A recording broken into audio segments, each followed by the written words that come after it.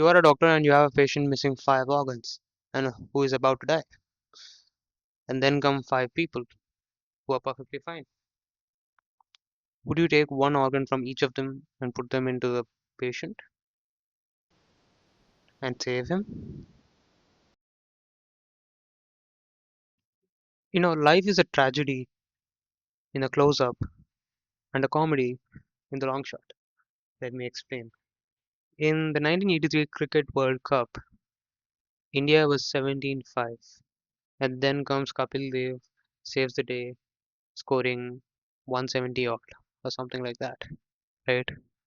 The team of the 1983 World Cup was called to a talk show, and they were all talking about how they thought they were not going to win, and they were just thinking that they were going to go on a holiday to England and ended up winning the World Cup. Now they're in the long shot, right?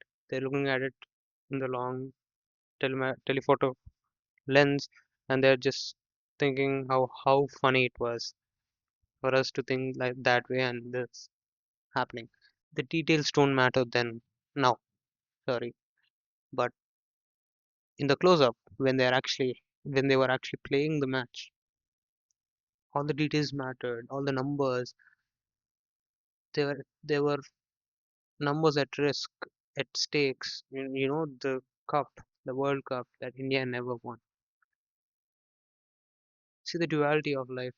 At a point of life, you're very serious about a thing, and now you're not. Two famous personnel who played cricket or who loved playing cricket were the author of the great detective series of the Sherlock Holmes, Sir Arthur Conan Doyle.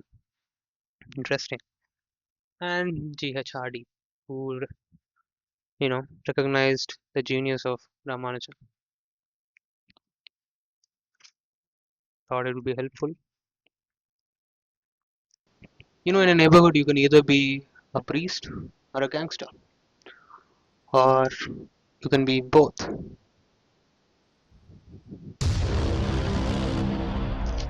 There is Niki Lauda and there is Chris Hemsworth.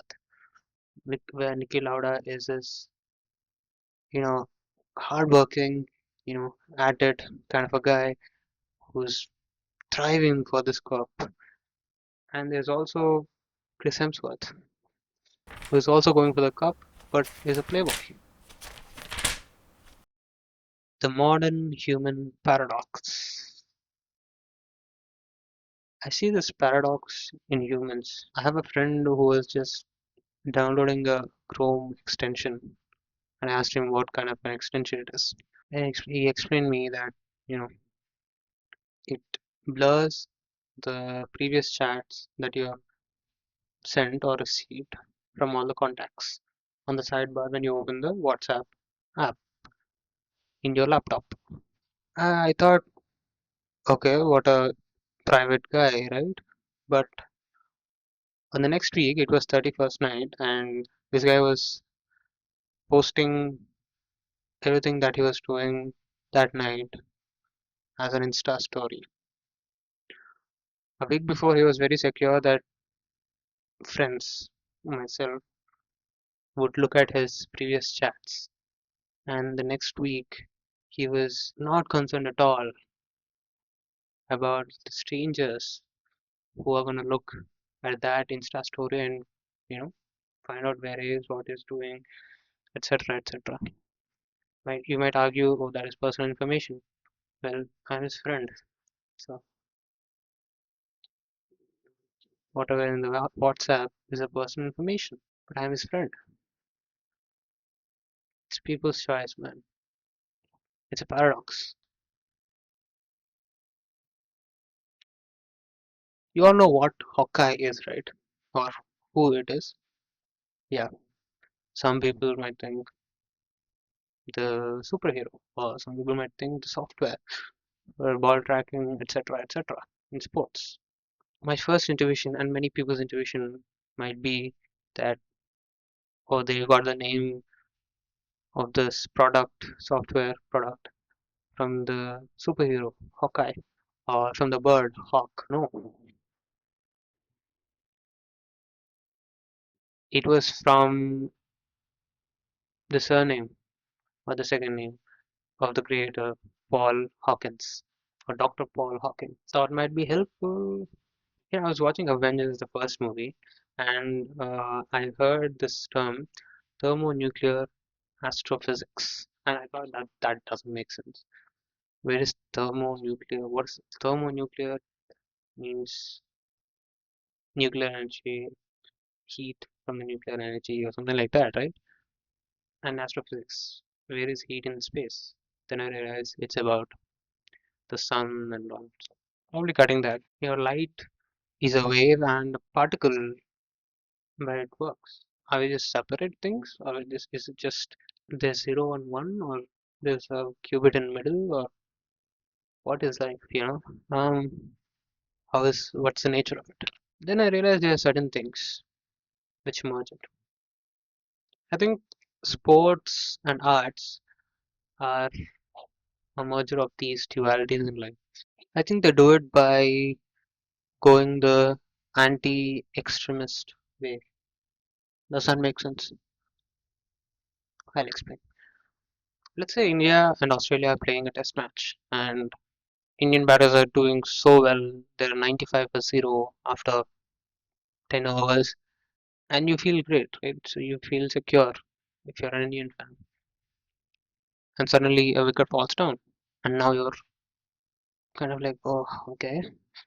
And then India started having single run overs, two run overs. Now you feel endangered or scared. Yeah, at one point you were that, and one point you were this. And the merger is Rohit Sharma. Just like that, let's say you are a painter and you're painting your piece and you go for a brush stroke, which, let's say for a moment, if it is a subjectively bad brush stroke, then it wouldn't necessarily make the whole painting bad, right? It is, you're just in that space of making it bad or making it good. It's weird. Let's say you are making a good brushstroke, which doesn't mean that you have made the painting the greatest ever. So I think art does this by,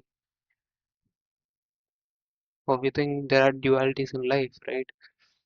But it injects the idea of existence of both parties of the duality and does some magic, man. So by introducing the existence of both, it kind of marries both ends. It brings discussion, right? And by the end of the discussion, you're all satisfied. You all come to a common ground and move on. Light is both a wave and a particle, yet it works. It's a paradox, but it works. It was the best of the times, and it was the worst of the times. And art doesn't say, take one thing and roll with it, right? It shows that both can coexist and illuminate everything around it and thus enable growth. And that's why having art is important, and that's why it's beautiful.